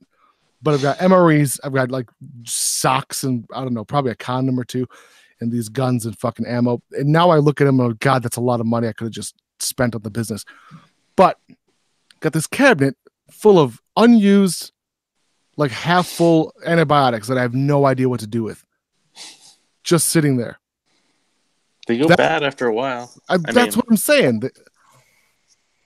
They last Andrew? Well past their expiration date, but what about Gina? Is she nuts? No. We have no preparation whatsoever. See, but you're probably I have 200 rounds, and that's it. Way more relaxed than me and Nas. Yeah, because you're just a little. So here's the difference. I understand. Well, I have the cameras, I have the weapons. Here's, I guess, where we land. First of all, unlike you guys, I get to keep my weapons loaded, cocked, and ready wherever I want them because we don't have any kids. But the second part of it is Luna, as you just heard, our dog. As soon as a fly could fly by the front door and she's barking. So like in the middle of the night, if I hear the ring go off, I'm like, yeah, that's probably okay. She's not awake. Tank was our guard dog. We have a dog that does that too, but I still always have to fucking at least watch that video to make sure. Exactly, because you can rewind it a couple seconds. Yeah. I watch it in the morning. Tank is supposed to be a guard dog. Is a beautiful big pit bull. He's the biggest vagina because he'll bark at me. He barks at Mandy. He barks at the kids. Barks at anybody he knows. If it's someone he doesn't know, he walks up with his ears down and just wants to sniff them. And it just angers me. Funny. Licks the fuck out of them. It's like, who you taste different. See, Luna, as soon as she doesn't know somebody, she's going banana sandwich. Like every time. Like I'm using that. I'm stealing that term from you. So just went banana sandwich. That's how our pug is. Like she's not going to attack anybody, but she fucking flips out when there's somebody new around and will just like be barking and snarling and stuff. Luna's never attacked anybody, but she was pretty close with me, dude. But she wasn't gonna bite you. I don't trust that dog at all. No, fuck you. That's dogs love me, and your dog looked like it wanted to eat my nipples for breakfast. Matt, listen, I walked into this dude's dog. I walked into his house. She looked sweet enough. She's just a little pretty golden retriever. What the fuck can this golden retriever can do? No, she's not a golden retriever. She's a golden retriever. No, she's an Australian cattle dog. Yeah, he's got a bunch of cute Neapolitan Mastiffy names. He's just a fucking pit bull, right? Don't bullshit yourself. You paid for an expensive golden retriever. I didn't pay anything. She was an adoption. So you adopted a mutt, and the fucking mutt should be put to sleep. That dog is scary. That's not true. That's not true at all. Matt, tell him. So the one thing we found out now is that she is super protective of Gina and I. She's not going to attack anybody, but she will completely let anybody know that approaches us that she doesn't like them until she gets to know them. Yeah. And for some people it's longer, and for some people it's shorter. She's actually okay with females. Every vagina that walks into the house is fine. But but if you have a dick, you're screwed. She puts her cackles up. Like her cackles are up, and she's not gonna bite you, but she's gonna bark at you for a half an hour until she figures out if you're all right. Cackles, the mohawk in the back. That's a cackles? Cackle, yeah. Speaking of cameras, I caught this guy a couple weeks ago. When I was gone, and I think he just went to the wrong house. This guy was probably 80 years old, pulls in, comes around in my backyard, is walking around like he's drunk, and like he's looking around like he's like, is this where I'm supposed to be? Like I think he's going to a friend's house, probably trying to go to the neighbor's house, but he's just like walking all over the place. Doesn't even come up to the door. He's just like checking everything out. Like he was fucking old. And like probably not even drunk. He just had Alzheimer's. Yeah. You catch some crazy shit on when you have cameras at your house. I catch Jehovah's Witnesses all the time. You could talk to them through the little cameras too. Yep. Oh my God, the dude. funniest one was I saw Jehovah's Witnesses come up, and I listened in, like they rang the ring, and I listened in, and Luna was in the house, and she was like just barking at the window, and then they were like, "Oh yeah, Rover's doing his job." And so I come up on the ring, and I'm just like, "Yeah, can you please go away and stop fucking bothering her?" And they were like, "What?" And I was like, "Yeah, just go away, go away." I gotta now. get that talkback speaker hooked up. I don't have it hooked up right. Yeah, But the other funny one is on Ring. Do you guys have if Matt, you don't have the Ring, but on Nas, on your Ring, do you have the neighborhood watch part of it? Oh, I've heard about that. You can share stuff with each other, huh? Yeah, it's really funny. Our town's really small, and people do that anyway on Facebook. So I've never used shit like that. I don't know that, but but they share their Ring videos on like this forum on the app. Like, watch out for these guys. I had one last year. It was 4th of July. It was around 4th of July, and somebody set off fireworks, and somebody put up on the neighborhood watch. I heard gunshots on. Oh my God. Watch Hill Road, and it was like, what the? It's 4th of July, you idiots. I always thought about that. If I was going to murder somebody, it'd be on 4th of July. Yeah, it's good. I want to say that's how Dimitri caught, because remember like a couple months ago, somebody broke into his house when he was gone, and he caught him on his camera. Oh yeah. He like through neighborhood watch, somebody knew who the guy was or something. I could be wrong. Oh, that's awesome. No shit. I didn't know they posted caught him. the video of the dudes breaking into his house, and then like he had a camera inside as well. What'd they take? I forget, like jewelry, not a bunch. I don't think they took a bunch of shit, because I think like maybe like he pressed the alarm on the video or something. I could be wrong, but I don't think that they took a lot. Because you know how like you can press a button on a lot of the apps. Yeah. It'll make it sound off, you know. The cool part, so I've got this is so ghetto. So I'm cheap. I'm just cheap. What I ended up by doing was installing a store doorbell ringer, like just the ones you open the door, dun, dun, in my shop, and then it's just if you don't shut the door, it starts to do the dun, dun, dun, like that super high pitch, hurts your earballs. One of those, you know what I'm talking about? Like a rape whistle almost. Yeah, so that I don't have to be home for that kind of a deal, which I like, because it always, again, the whole prepper inside me is like, what happens if the grid goes down and I don't have fucking connection to the internet? So just a battery operated one? It's a battery operated, but it's it's hidden. It's got a big ass fucking speaker, and as soon as you open the shop doors, boom, that's where all most of my valuable stuff. If someone came and stole my mods, I'd be really depressed, especially some of them that are custom made, like just for me in the channel. I'd be super sad. But like the shit that I build, you know what I mean? Like even my custom mods that I build for the Patreon page and shit in the garage in the shop. Oh, dude, it's that time I could never get back. It'd be super sad. You know what's crazy about Ring is that company owner went on Shark Tank years ago, the TV show Shark Tank. Yep. I think he was only valuing the company like 5-10 million tops. They all turned him down. They turned him down and didn't want to invest. He just sold the company to Amazon for over $1 billion. That was Ring, you said? Yeah, Ring. Holy shit! Ring, the guy, when he was first starting it up, he went on Shark Tank. I mean, he had been around. That's hilarious.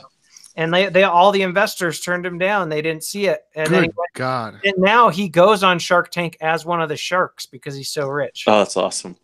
Yeah, it's like a big fuck you. Like, yeah, that's fantastic. In my company, I just sold to Amazon for over $1 billion, and now I can be a shark as well.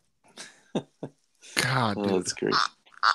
Could you? What the fuck is that noise? Do you have a duck too? Yep. If you had $1 billion, what would you buy? This is a stupid question, but I'm genuinely curious. Like, think about it. If you had $1 billion and you have one frivolous thing, you can just fuck it. I'm just gonna spend money on something stupid.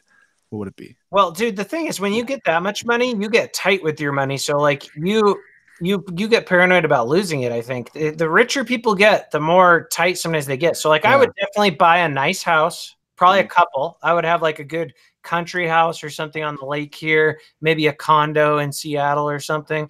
Then I would obviously buy myself a nice car. I'd make sure my kids are set up for college and all that shit. But then the rest of my money, a good portion of it would go into investments and just live off the interest and stuff like that. But I mean, that's fuck you money anyway. You could live off of $1 billion. You and multiple generations. Yeah. I mean, I would say, what would you guys say is fuck you money? I would say anything above like 10 million is fuck you money. 3 million is fuck you. No, Yeah, 3 million's not. No, 3 million's well, not the thing is, fuck you with 3 anymore. million, what is it? 5%? You can guess you could live off 150 grand for interest for the rest, Easy. for the rest of your life. My nut right now, my monthly nut, like what I need to make to like live, my monthly nut is under $2,300. I think you still need to make smart investments though with 3 million. Yeah. You can't just say, okay, I have this amount of money and I'm just going to live off of it. Like you could take $1 million and invest wisely and probably never have to work again if you make smart moves. But a lot of people lose it as well. Right. I was going to say, because if that's the only $1 million you got, you better take 100K instead. Take 100K, invest that, and keep the rest. But 3 million for me, like I can get 80 acres in Minnesota for well under that. I can get, with a house on it, a nice house to me I just like a regular house. All I care about is that as long as I have a heated barn for me to work on my toys, side-by-sides, dirt bikes, and trucks. Like that's if I have the land, I have the house, I have the side-by-side, or not side-by-sides, the fucking barn or the shop, enough land for that. And I would like to be able to facilitate a small, even if it's a small apartment complex, like for my family, like just because I want fucking, if I have parties and shit, like a compound. God, I didn't want to say that. Yeah, but you got to make sure you have the money for your taxes, your property taxes, obviously your health insurance, the normal day-to-day stuff for when you get older. How about fuck you, Matt? Why are you bringing logic into my fantasy? I'm just saying like I said, I think 10 million is the least amount of fuck you money. No, 3 million. I can make 3 million work all day long. 3 million. You can make it work, but you can't just like buy a property and then like save yourself a couple $100,000 and think you're good. No, you're right. I didn't think about that. That you're 100% right. Now look, if I'm do 3 million, but like say you buy like $150,000 house outright, so nothing fancy. I don't know how much houses are where you're at. That buys a hole in the wall here. That's cheap. That's a lot of money. Like my house here is probably worth like $225 to $250, and it's not fancy. Ours was 180,000 tax free, 4,800 square foot house with a shop. So it's that's about 300,000 to 400,000 here. Holy shit! I mean, we're talking post tax as well. You'd need 3 million after taxes, but you'd have to. Yeah. If you took like $1 million of that and you invested wisely, you got yourself a stockbroker. You put some in, like, you had a few risky investments, and then you had some stable stuff. Like you could probably live off of it as long as you were frugal. Yeah, well, that's what I'm saying. I'm cheap as it is. Like the only thing I really like to spend money on, aside from like the essentials, is like I like my nice computer, my the studio, and like my toys. Once my toys are there, my cars. Yeah, that's me. I don't care about what kind of house I live in. I want a garage and cars. Me too. That's like the house to me is just a bedroom. It's a big ass bedroom. It just takes up space for where I could put my trucks. There was a great Facebook post I saw years back of a guy who just built realistically what it was a hangar, and he turned it into like a 10-car garage on the bottom floor, and he just had a little like 500 square foot apartment up top. I've seen that. That was like fucking perfect. That's perfect. See, I care more about house than cars, like for sure. Like, I mean, I want a nice car that's not going to break down and shit, but I don't care about having an Escalator or Range Rover. No, me neither. I like I want to build take in the woods. A built car, yeah, built like a shit. I just like to tinker on trucks. There's a car too. I like Lamborghinis, but they're just that's because I'm a little boy on the inside. Lamborghini to me just screams, ah, you know what I mean? See, but I wouldn't even be able to leave a Lamborghini alone. It'd have to be like a twin turbo underground Lamborghini. Right. Matt, what do you drive, if you don't mind me asking? What's your daily go-to? I just recently bought a new vehicle. I was driving a 2007 Tahoe that it was time to get something new because the miles were super high and it was breaking down. I bought a 2017 Expedition. Oh, shit. You got the new Expo? No, I don't have the new body style. It was the last year. It was the last year of the old body style. Yeah, but all the new ones, because after they took that break, the newer Expeditions are fucking yeah. That thing is sexy. But it's only the XLT. It's not. It doesn't even have leather. It was $25,000. I got it used. It's got 40,000 miles on it. I was looking at the Platinum and the King Ranch ones a while back. Those bitches are spendy though. The problem is that they're just regular, and I know that's not your thing. Like I like Oh, I like monster trucks. Something about it makes me jerk You off. need 4-wheel drive. I like a big SUV because Vanessa has a smaller Jeep Cherokee that's not good for like road trips with the kids and shit. And so I wanted something and I love gray. So I just got myself a gray Ford Expedition XLT. What are you planning on doing to it? Probably not much, dude. What should I do to it? Honestly, I'd throw, so if you want to get just real basic, what you could do is throw 2-inch blocks in the back, a 11-link kit in the front, do some 33s at minimum, especially in Montana. You could throw some 17-inch, just some regular old, just, TRD racing, not TRD, excuse me, even if you just did the basic American racing rims with like a 34-inch needle tear grappler, 33-inch needle tear grappler, I'd throw some, definitely, because you already got coilover springs on that one. I'd throw a BDS suspension. That's really all you need. Maybe MagnaFlow exhaust. You could possibly do some headers. I feel like throwing 34s in a Ford Expedition is just asking for the automatic transmission to blow right the fuck up. Because that transmission is related to the R16, which is related to the 700 R4. And you should be just fine. Okay. Yeah, you should be able to walk away with you need to just come to Montana and go into a shop with me and tell me what I should do. I don't want to spend more than a couple grand on it, though. I mean, that's all it would take. That's all it would take. But I was thinking about getting new rims for it. If I was you on that vehicle, because on that one, I think you're getting 15 miles to the gallon, 15 city, and I think around 18 highway, if I'm remembering right. If they're not already aluminum, you can go with a lighter weight aluminum, look cool, but you're actually saving money in the long run because it's less centrifugal rotating mass. I mean, on your wheels, it's not much, but it's enough to notice. You know what I mean? Yeah. See, like those. I don't know if you can see that. Those are the rims that are on there. Yeah, now. That's the stock 17s, man. But those are not bad. Let me see. Let's see if I can show off my baby. It was storming out today, and I still had to clean it. Just because we went to motocross track at my buddy's house, and I fucking got it dirty. Let's see. Nas's truck is really nice, I gotta say. Thank you, bro. I appreciate it. I drove oh, nice. Hold on, wait for it to. There we go. That's my bitch right there. See, I would love to have an old tricked out Suburban or like an old Bronco. Yep. Oh, the old oh my god, the OJ Broncos, sexy. OJ Broncos, yeah. Those look dope. Let me see. This is without the step sides, which it's debatable. I'm gonna have someone custom make some Nerf bars because I don't like the old man step sides, but they save those paint. Diamond plate step sides. Meh. I know, but they saved the paint from the rocks because I've got 35-inch mud boggers. Who did I just text about that today? He asked. Okay, here we go. This is before I put the bigger lift on it, but this is without the step sides. And the bigger lift just looks so much beefier, but I had to get out of the garage somehow. So that was without the step sides. Yeah, that looks good. That looks sick. Thank you, bro. This is with the bigger lift. Oh my god, I couldn't get it out of the garage, which is so embarrassing. Luckily, my buddy showed up, and he had to bounce on the tailgate. It's a 7.5-foot garage. I thought it'd be enough, but it just didn't. It didn't make it. See, I'm the type until before I got this Expedition, which had 40,000 miles on it. Like all my vehicles before always had like over 100,000 miles before I bought them. I've always skimped out on vehicles. Me too. I would never buy, but new vehicles are a scam, in my opinion, anyway. Yeah, Vanessa will lease. For her, it makes sense. She, but like. She wants a new vehicle every couple of years, but I get it. If it's a daily driver, it makes sense to lease. Yeah, I mean, she has to be to work every single day. She puts a lot more miles on a car than I do. Mm. Here we go. This is after the lift, after the bigger lift. So now we're at a total of 11 inches, plus the 35s. And so, like right there, it's hard to because there's nothing scale that you could put. So my 6-year-old, his head comes up to the wheel well, and he's a tall 6-year-old. See, that looks dope. Mm-hmm. Thank you, dude. It's been a long time. How much do you think that's worth right now? If I were to put it on the market, I wouldn't take anything less than around 22K. Yeah.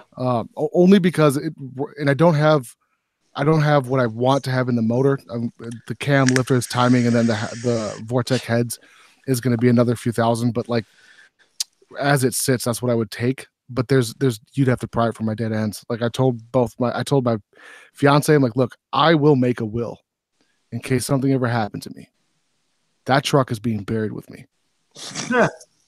I've waited a long time to build that truck, and tits. You know what I'm saying? It's hard. It's hard. I just like old shit only because I'll be real honest with you. I'm dumb with new stuff. I don't understand like how to do the electronics on new vehicles. I love stuff like that as well, but see, like I don't work on vehicles. Yeah, it's never been my thing, and so it's just like I need something that's just reliable and nonsense. Which is probably more logical and more pragmatic. Mandy's the same way. She's like, her clutch just went on her Jeep, but it's got 206,000 miles on that clutch. So that clutch should have went on a long time ago. But I've never done a newer one where it shares the reservoir with the master cylinder of the brake. So now I'm trying. Yeah, it shares the master cylinder with the brake. So I've got to replace 2 different systems within one system. Do you see what I'm saying? So stuff like that confuses the shit out of me. Oh, I know. Believe me, it doesn't make sense. There's no clutch cable. It's hydraulic. Yeah, I mean, my GTO is hydraulic. Right, but it uses the same brake fluid for the hydraulic fluid. I know. Tell me about it. Shares the same reservoir. See, now I love SUVs, and I would love to have like a brand new Range Rover, but I just could never see myself spending almost $100,000 on a vehicle. Yeah, that's Manny's dream car. Even if I could afford it, I couldn't see myself doing it. Yeah. Right. I have a feeling you're super good with money, though, Matt. You and Mandy would get along financially. No, I'm still not that great. I have a lot of debt. I made mistakes when I was younger. My divorce left me with a lot of debt. I'm pretty good with money now, but I'm still fucking paying for past mistakes. And I have to pay child support and I'm the same way.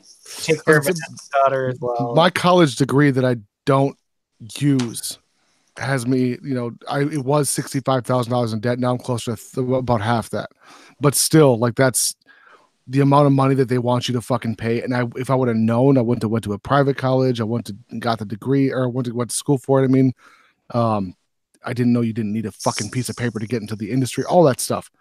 But Vanessa still has tons of student loan debt as well. Yeah, it's a bitch. It's a bitch and a half.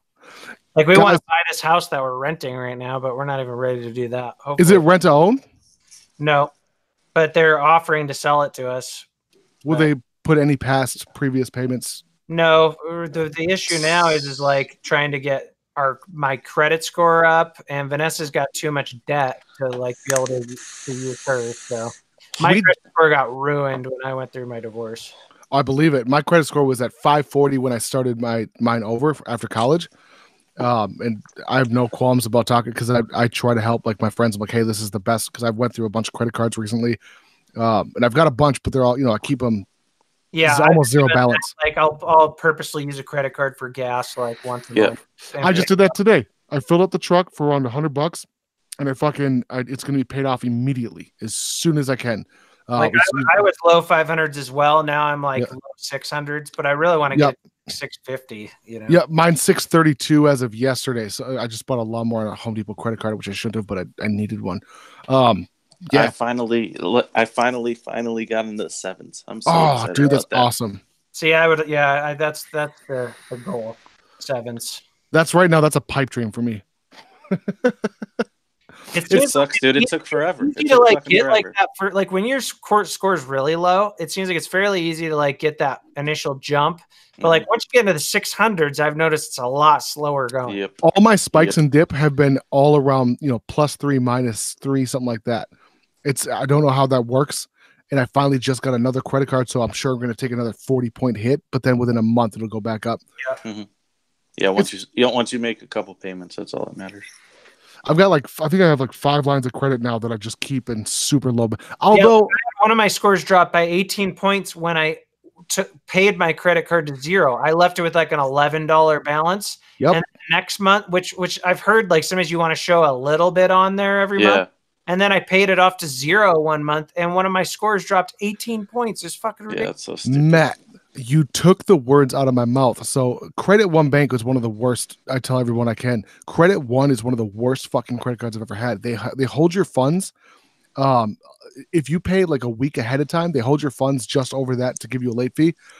So you end up by paying the $10 surcharge for a quote unquote express payment, which I don't know how the fuck that works, but they charge you $10 if you pay early. So that's what I do, or that's what I did. But I haven't touched that credit card in, at this point, a couple of months. And my credit score dropped, and it was I had no reason, like there's no reason why. All my balances were up to date. They were all paid off. And as soon as that one was paid off, it dropped a bunch. Same shit. Same shit. Crazy. Yeah. All right, guys, I'm hungry as fuck, and I need a shower. Man. Yeah. Matt, I appreciate the fuck out of you coming and taking the time. Andrew, thank you specifically for sending that shit, and taking the time to hit up Matt and hit up myself. Yeah, no problem. Anytime. Absolutely. I'm glad I could, give away free advice that I charge money for. Fuck yeah. Oh, shit. You know what? Go ahead. No, legitimately plug your consulting real quick.